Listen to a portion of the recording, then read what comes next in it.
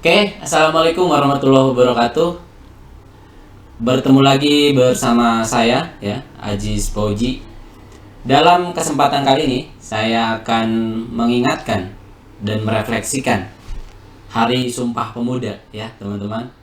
Jadi saya harap teman-teman bukan hanya bisa mengingatkan bahwa hari ini adalah Hari Sumpah Pemuda, tapi selain itu juga teman-teman dapat belajar dari peristiwa tersebut, dari apa yang telah dilakukan oleh para pemuda kita, ya. Peristiwa Sumpah Pemuda atau biasa yang dikenal sebagai Kongres Pemuda itu dilakukan dua kali, ya, teman-teman. Kongres Pemuda yang pertama dilakukan pada tahun 1926. Setelah itu, ya, dilakukan juga Kongres Pemuda yang kedua. Ini dengan harapan untuk menyempurnakan pembahasan dari Kongres Pemuda yang pertama. Kongres Pemuda yang kedua ini dilakukan pada tanggal 28 Oktober 1928. Ya, ini yang biasa kita kenal sebagai Hari Sumpah Pemuda. Dalam hal ini, ya, kita seharusnya bisa bersama-sama mengetahui bahwa pemuda kala itu sangat menginginkan kemerdekaan Republik Indonesia. Selain itu, pemuda juga berharap dan menginginkan agar penjajahan yang dilakukan oleh negara-negara terhadap kita itu juga dapat dimusnahkan, sehingga bangsa Indonesia ini menjadi bangsa yang merdeka. Dalam peristiwa Sumpah Pemuda yang pertama, ya, Muhammad Yamin pada kala itu menyampaikan 3 sumpah pemuda atau 3 ikrar. Nah, poin pertamanya yaitu kami, putra dan putri Indonesia, mengaku bertumpah darah yang satu, tanah air Indonesia. Poin 2-nya, kami, putra dan putri Indonesia, mengaku berbangsa yang satu, bangsa Indonesia. Poin ketiga, kami, putra dan putri Indonesia, menjunjung bahasa persatuan, bahasa Melayu. Nah, pada Kongres Pemuda yang pertama ini, bahasa Melayu digunakan sebagai bahasa persatuan. Tetapi ada salah satu tokoh pemuda kala itu yang bernama Muhammad Tabrani.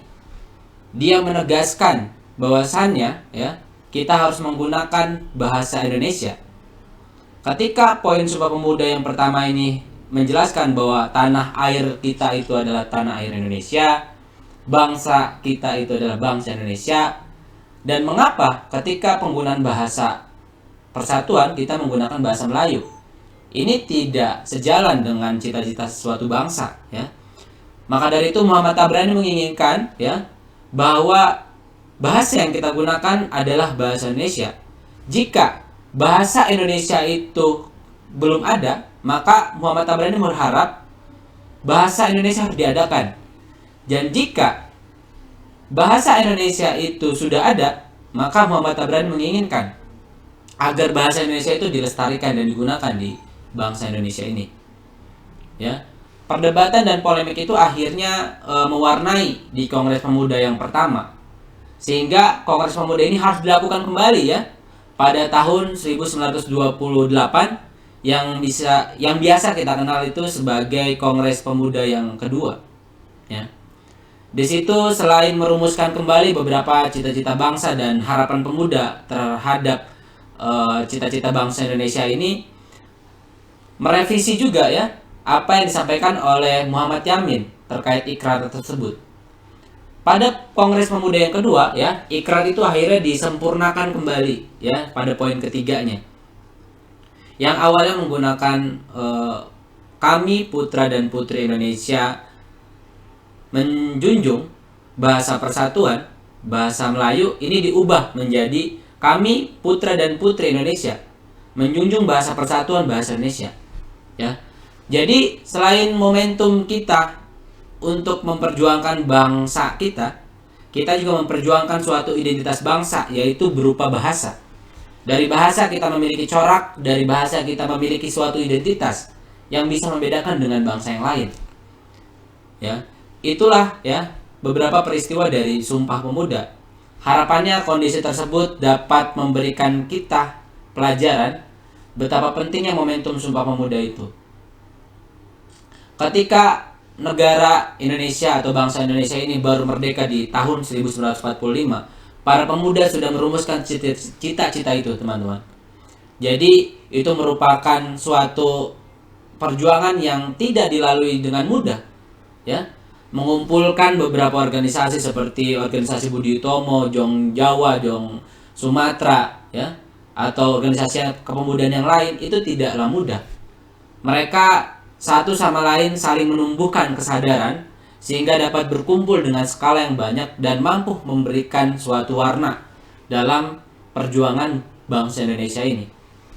Ya.